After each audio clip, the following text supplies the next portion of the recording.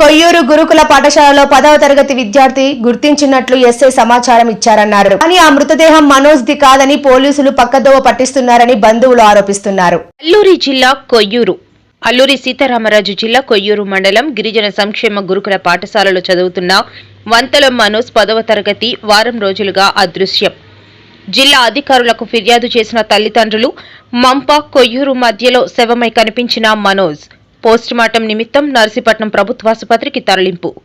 అయితే ఈ నెల 16న మిస్సింగ్ కేసు నమోదు చేసిన పోలీసులు మృతదేహం మాది కాదంటున్న బాలుని తల్లిదండ్రులు వంతల సత్యనారాయణ, వంతల రేణుక కనిపించకుండా పోయిన మనోజ్ తండ్రి సత్యనారాయణ మాట్లాడుతూ స్కూల్లో విద్యార్థులు గంజాయి, మద్యం సేవిస్తున్నారని, స్కూల్ వార్డెన్ కానీ ప్రిన్సిపల్ కానీ పట్టించుకోలేదని, దొరికిన మృతదేహం మా అబ్బాయిది కాదని పోలీసులు పిలిస్తేనే వచ్చామని అంటున్నారు.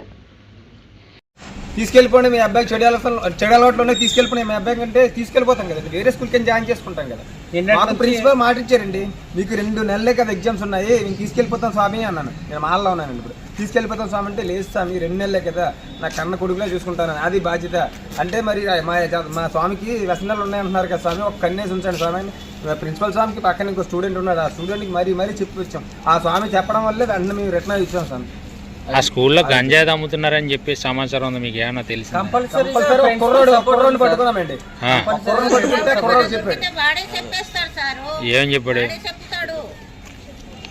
ఏం చెప్పాడు బాబా ఆ కుర్రోడు? ఏం చెప్పాడు? ఆ అబ్బాయిని పట్టుకున్నామండి. అది మేము ఇన్ఫర్మేషన్ వరకు పట్టుకుని ఆ అబ్బాయిని పిలిచాడు. ప్రిన్సిపల్ కూడా వచ్చారు, అందరూ వచ్చారు. ప్రిన్సిపల్ గారు తీసుకెళ్ళి స్కూల్లో అడిగారు.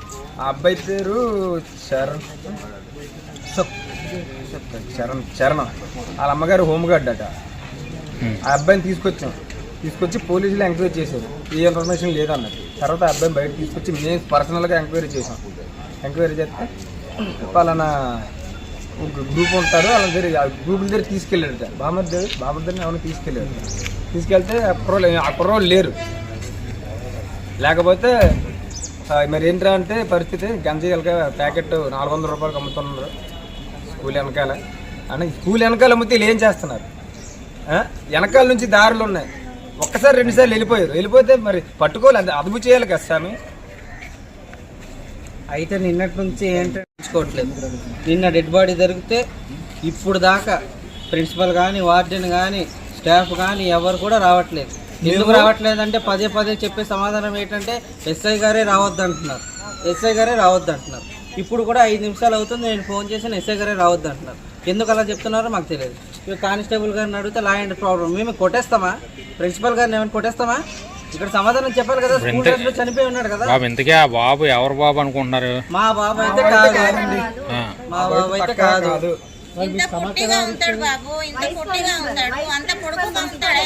ఎంత బాధల్లో ఉంటే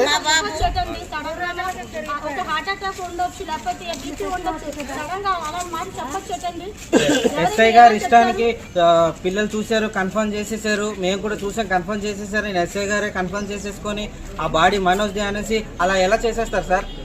మేము పేరెంట్స్గా ఇగో కుటుంబం ఉంది, మాతోనే పెరిగాడు కదా చిన్నప్పటి నుంచి, మాకు తెలుస్తుంది కదా. ఇప్పుడు ఆయన హాస్టల్ నుంచి వెళ్ళిపోయి ఎన్ని రోజులు అయింది? సుమారు 13 నుంచి 15 రోజులు అవుతుంది.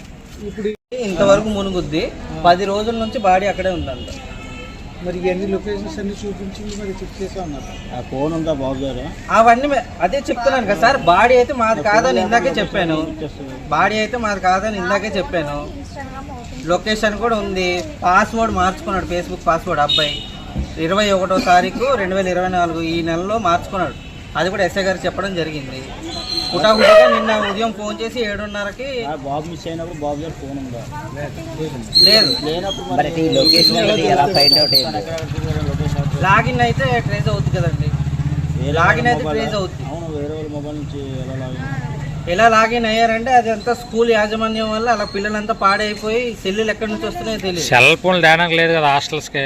లేదు కానీ ఇప్పటికీ వాడుతున్నారు. అందుకని మీకు లైవ్ ప్రూఫ్ ఇస్తాను అంటున్నాను. నా దగ్గర ఉంది. ఇప్పటికే ఆన్లైన్లో ఉన్నారు పిల్లలు, స్ట్రెంత్ ఉంది. ఇప్పటికే ఆన్లైన్లో ఉన్నారు, నా దగ్గర ప్రూఫ్ ఉంది. ఎస్ఐ గారు వచ్చినా ఎవరు వచ్చినా నేను చూపిస్తాను. స్కూల్లో బీర్ సీసాలు కూడా తెచ్చుకుంటున్నాను. నేను ఎస్ఐ గారు చెప్పాను. నిన్న 3 కానిస్టేబుల్ పంపించాను అన్నారు, మరి పంపించారో లేదో తెలియదు. దర్యాప్తు చేశానన్నారు, చేశారో లేదో తెలియదు.